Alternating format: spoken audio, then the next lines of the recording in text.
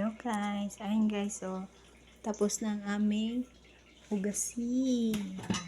Ayan, linis na yan. Wala nang madumi. Ayan, oh, madami yan. Tapos mga baso. Tapos mga kutsara na. Oh, diba? Malinis na.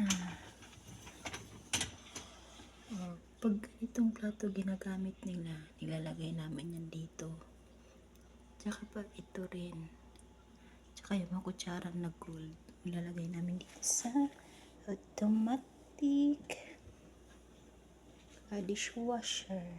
Ayan o. Ayan. Linis na yan. Naka-steam na din yan.